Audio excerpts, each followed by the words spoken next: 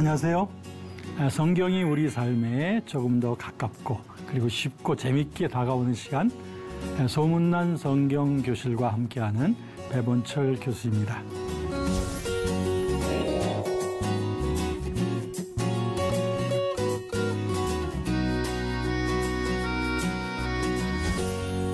지난 시간 여러분 어떠셨어요?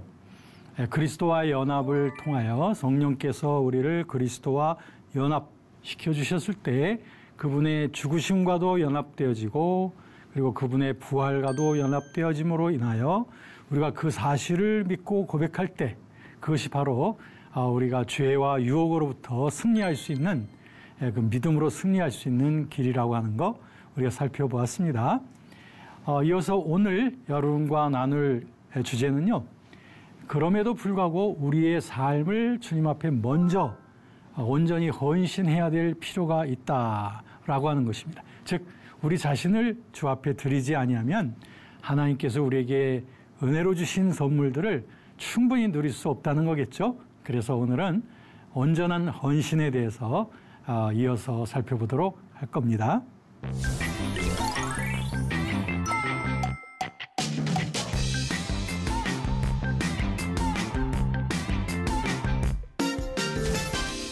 오늘 여러분들은 로마서 6장 이제 12절부터 보시도록 할 겁니다. 자, 그러면 우리가 지난 시간까지 우리가 공부했던 그 내용은 우리가 어떻게 죄인이었는가에 대해서 로마서 1장부터 3장까지 그리고 4장과 5장에서 우리들은 어떻게 그리스도 안에서 의롭다함을 받게 되었는지 그리고 6장으로 넘어가면서 이제 그리스도와 연합을 통하여 우리 칭의의 은혜를 받은 우리들에게 어떠한 거룩함이 주어지는지에 대해서 6장 1절부터 11절까지 살펴보았습니다. 오늘은 우리 자신을 온전히 성령께 드려야 된다고 하는 것, 우리가 거룩한 삶, 승리로운 삶을 살기 위해서는 온전히 우리 자신을 드려야 될 이 내용에 대해서 살펴보도록 할게요. 자, 이제 성경을 갖고 계신 분은 로마서 6장 이제 12절부터 14절을 먼저 보도록 하겠습니다. 그러므로 여기 또 그러므로 나오죠.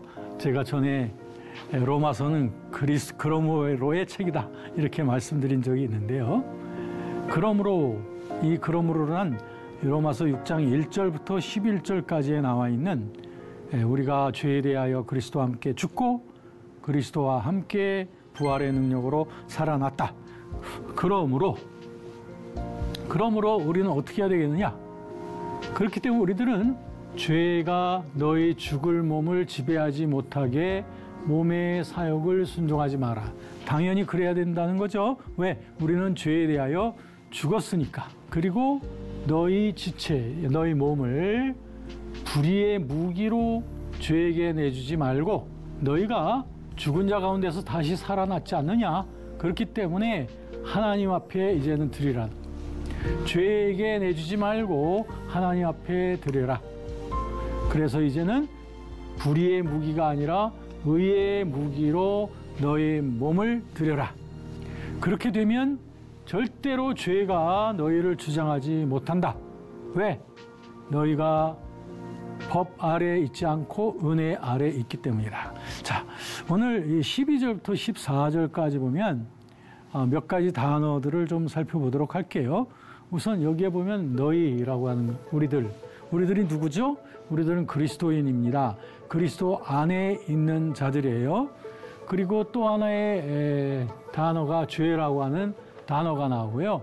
이 몸이라고 하는 단어가 나옵니다. 자, 그러면 요 12절에 나와 있는 너희, 죄, 몸 이걸 좀 먼저 생각해 볼게요. 나 자신, 여기서 너희라고 하는 건 나 자신, 내 셀프를 말합니다.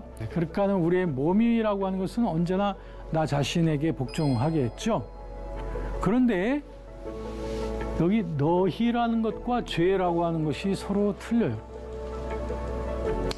우리가 죄인이었을 때는요, 나 자신이 죄와 내가 완전히 하나가 되어져 가지고 내가 죄이고 죄가 나인 것처럼 그렇게 살아왔습니다. 그런데 이제 그리스도 안에서 우리가 깨어나 보니 나 자신은 여전히 있습니다. 자신이 없는 삶은 없겠죠. 나 이고가 없는 삶은 없을 겁니다. 그런데 이 죄라고 하는 것과 나의 자신이라고 하는 것은 서로 틀리다고 하는 것을 이제는 알게 되는 겁니다. 여태까지 나 자신이 죄에 붙잡혀 살았었구나 라고 하는 것을 깨닫게 되는 거예요. 그래서 나 자신과 죄를 이제는 분리하게 되는 거예요. 분리를 하지 못하면 죄를 처벌할 수가 없어요. 죄를 처리할 수가 없습니다. 그런데 그 사이에 끼어 있는 게 뭐냐면 몸이라고 하는 게 끼어 있습니다. 이 몸이라고 하는 것은 중립입니다. 몸 자체가 악하거나 선하다고 할 수 없어요. 그러니까 나 자신이 죄에 끌려다니면 몸은 어떻게 되겠습니까? 몸도 역시 거기에 끌려다녀요. 그래서 그 몸이 하나의 불의의 무기가 돼버리는 거예요. 죄를 범하는 무기가 되는 거예요. 몸이 사실 책임이 없겠죠. 그런데 자신에 복종하기 때문에 몸이 자신이 죄에 물들어 있으면 몸도 거기에 끌려가는 거예요. 반대로 우리의 자신이 하나님께 드려지게 되면 우리의 몸이 의의 무기가 되는 겁니다. 그래서 어떤 신학자가 그렇게 말했어요. 우리의 몸이라고 하는 것은 마치 타고 다니는 말과도 같아서 정말 젠틀하고 그 성품이 좋은 마부가 타면은 말도 아주 순종하면서 조용히 하지만 악한 마귀가 그 말을 타면은 그 말이 미쳐 날뛴다는 거예요. 그게 몸이라는 거예요. 저와 여러분들의 몸도 그렇습니다. 몸이라고 하는 기능은 아까 말씀드린 대로 그 자체가 악하거나 선한 것이 아니다. 몸에 이런 그 죄악의 기운이 계속 장악을 할 때 그 몸은 나쁜 방향으로 움직이게 되는 거죠.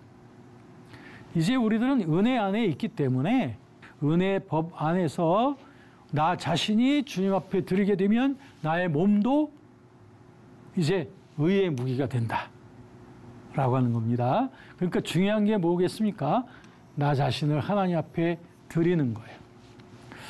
저는 종종 이제 집회에서 우리 성도님들을 대할 때 때로는 기도할 때 기도 시간이 되면 이런 질문을 많이 합니다. 여러분 자신이 여러분 자신의 것입니까? 아니면 주님의 것입니까? 여러분 주님 앞에 여러분의 삶을 완전히 지금 드리고 사십니까? 아니면 여전히 내가 나의 자신의 주인에서 사십니까? 이건 분명히 아주 확고하게 다른 거예요. 내가 나를 다스리는 삶하고 내가 자신을 주님 앞에 드린 삶하고는 완전히 달라요. 고린도전서 6장 19절 20절에 보면은 너희는 너희 몸이 하나님의 성령이 거하시는 하나님의 성령의 전인 줄 알지 못하느냐. 너희는 너희의 것이 아니라 값으로 팔린 바 되었으니 그러므로 너희 몸으로 하나님께 영광을 돌려라 고 말씀하고 있습니다. 여러분 이게 영적 질서입니다. 우리 예수 그리스도께서 우리를 위해서 십자가에서 죽으시고 부활하셨고요. 이제 성령께서 우리를 그리스도의 경험 속으로 연결시켜 주셨죠. 그래서 우리들은 그리스도와 함께 죽고 그리스도와 함께 같이 부활한 자들이에요. 그렇다면 이제 나의 거듭난 새로운 삶은 이제 더 이상 내 것이 아니라 이제는 주님의 것이 된 것입니다. 바로 이 일을 이루기 위해서 그리스도께서 자신을 죽음에까지 던지우면서 우리에게 구원의 은혜를 주신 그 이유는 이제는 우리가 더 이상 자기 자신을 위하여 살지 아니하고 이제는 우리를 위해서 죽으시고 다시 사신 그리스도만을 위하여 우리가 사는 삶을 시작하게끔 하시길 원하시기 때문입니다. 그러므로 우리 거듭난 우리 그리스도인의 삶은 그 자체가 이제 주님께 드려진 삶이어야 하는 거예요. 그러니까 이 헌신이라고 하는 것은 이제는 내가 내 중심이 돼서 사는 것이 아니라 나의 새로운 주인 되신 그리스도께서 나의 삶을 다스리시기를 완전히 허용하는 거예요. 나의 모든 몸, 모든 기능뿐 아니라 나의 시간, 관심, 소유 이 모든 것이 이 몸이라고 하는 단어 속에 포함이 되는 겁니다. 모든 것을 이제 주님이 다스리시도록 내어드리는 것. 그게 바로 헌신입니다. 헌신.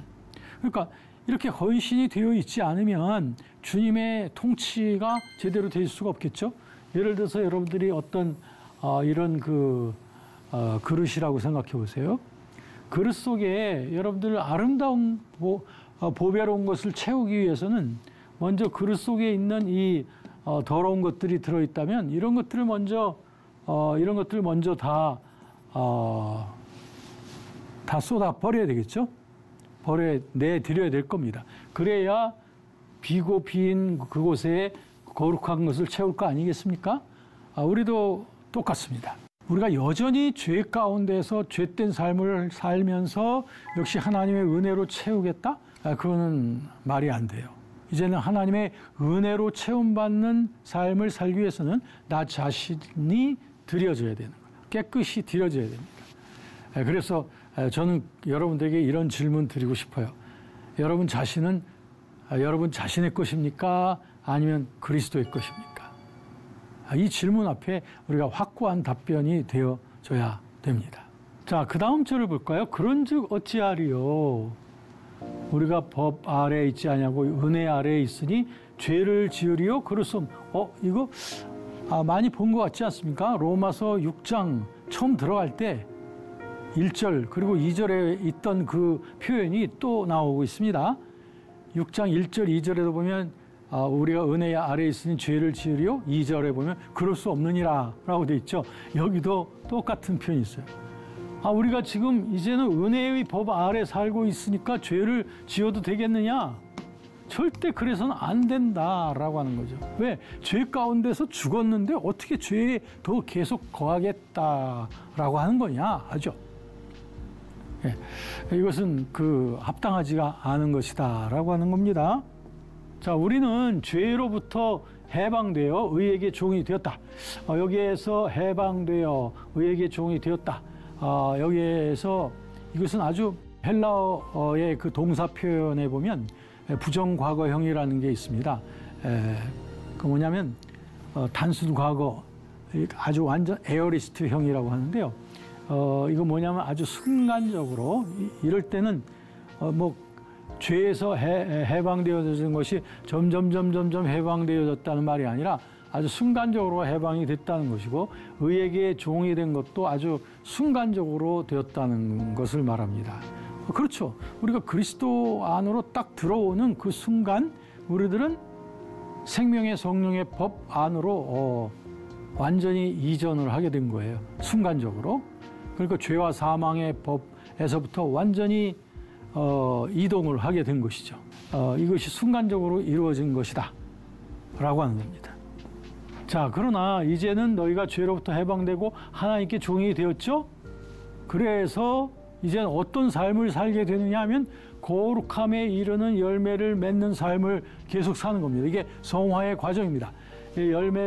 거룩함에 이르는 열매를 맺는 거, 이거는 점점 더 진행되어져 가는 거예요. 우리의 성화가 점점 더 깊어져 가는 거죠. 그래서 에베소서 4장 13절 말씀에 있는 대로 그리스도의 장성한 분량이 충만한 데까지 이르도록 우리들이 점점 더욱더 거룩함의 열매가 자라나가게 되는 것이고요. 그 마지막은 영원한 생명이다. 자, 그러면 이 마지막 영원한 생명에 이르기까지 우리 그리스도 예수 안에 있는 우리 구원받은 우리들이 나아가야 될 길이 분명해졌죠. 그건 뭐냐면 거룩함의 열매를 계속 맺으면서 자라나가는 거. 이것이 구원받은 자들의 성화의 삶입니다. 자, 그러면 우리가 전에는 죄인이었어요. 이런 죄인이 그리스도 안에서 거듭났습니다. 여기가 구원을 받았어요. 자, 그러면 여기 이제 최종적인 영원한 생명의 이제 구원에 이르게 되는데요. 그러니까 우리가 처음 믿음으로 말미암은 이 구원을 받았어요. 그렇기 때문에 우리는 두렵고 떨림으로 너의 구원을 이루라고 하는 그 빌립보서 말씀처럼 우리들은 이제 그 구원 안에서 이제 점점 최종적인 구원을 향하여 우리는 나아가는 거죠. 계속 나아감에 있어서 필요한 과정이 뭐예요? 거룩함에 이르는 열매를 맺는 이 성화의 과정이 필요합니다. 구원은 우리가 순간적으로 얻었습니다. 그래가지고 우리들은 지속적인 성화를 점점 나아가게 되는 거예요. 그래서 구원에 이르기까지 되어지는 거죠. 물론 어떤 분들은 이렇게 말합니다. 이 성화가 없으면 구원 못 받습니까? 이런 질문을 하시는 분도 있어요. 사실 우리가 구원받는다는 것이 우리의 거룩함이 완성이 돼야 구원받는다든지 그리고 우리에게 죄가 전혀 없어야 구원을 받는다는 그런 것은 전혀 아닙니다. 우리에게는 의의가 없습니다. 우리가 그리스도 안에 있어도 우리에게는 의의가 없습니다. 우리의 영원한 구원의 보장이 되어지는 그 의의는 칭의, 즉 그리스도께서 우리에게 이루신 그 공로를 우리가 믿음으로 받는 그 의밖에 없어요. 그럼 왜 우리에게 이 성화가 필요한가?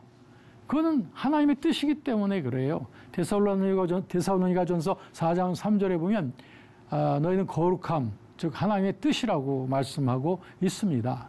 그러니까 거듭난 자들은 이제 그리스도 안에서 어린아이와 같아요. 요한일서 2장 12절부터 14절까지 보면 거기에 아주 어린아이 단계, 그것은 거듭난 단계예요. 그러니까 갓난아기에서 이제 어린이 단계로 가요.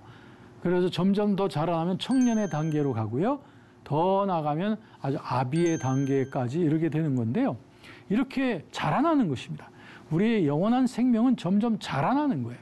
구원의 생명은 점점 더 깊어지고 풍요로워지고 높아지고 그리고 넓어지면서 우리들은 이 성화의 풍요로움 속으로 이 열매로 점점 맺히게 되는 거. 이게 정상적인 우리 영원한 생명, 구원의 길이다.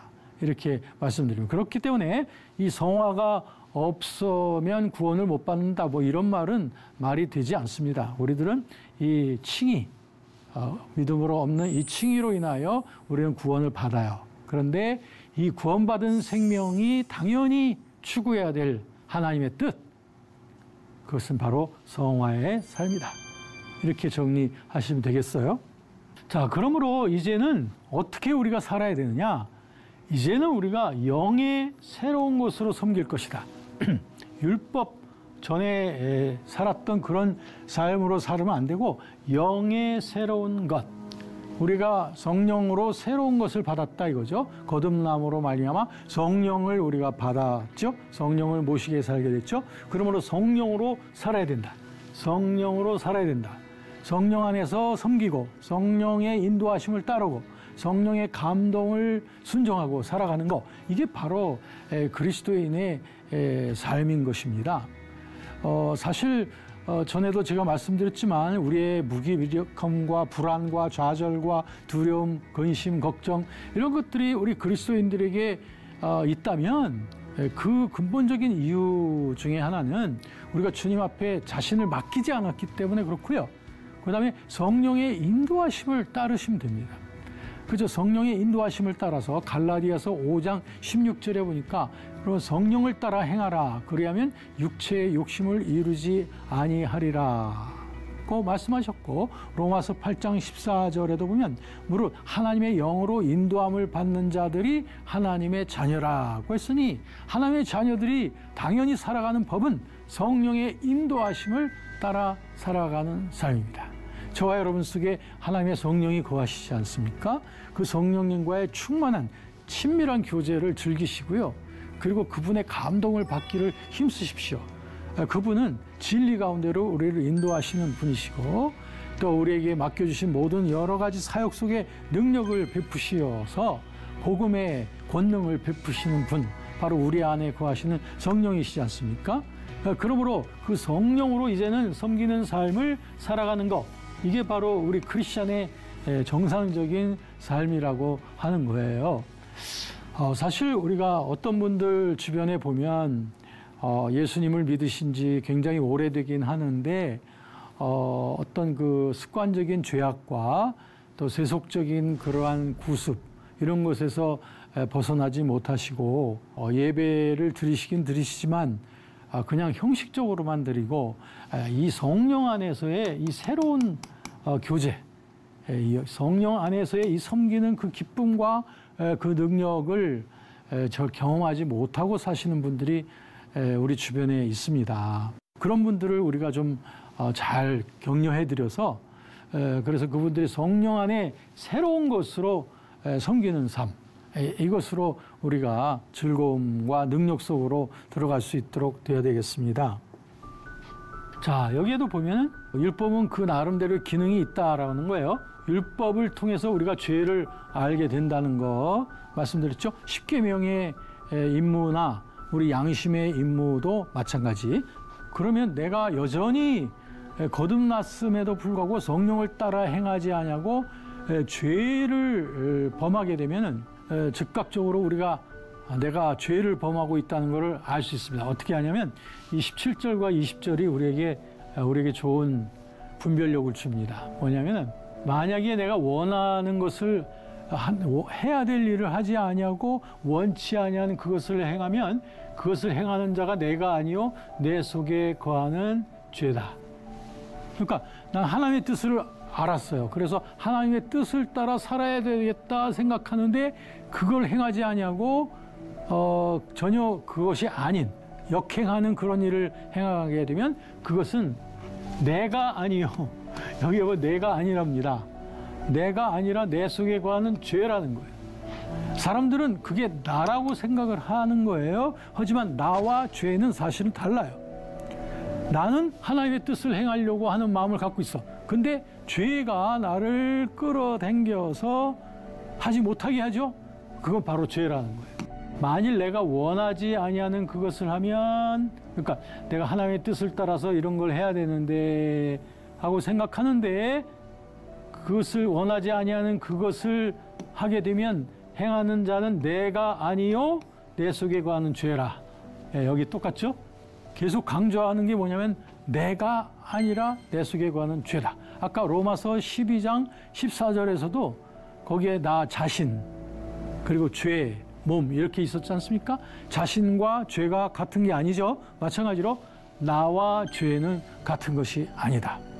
그러면 우리들이 여기서 우리들이 내가 이 하나님이 원치 아니하는 죄를 지금 행하는지 아니하는지를 여기서 알 수가 있습니다.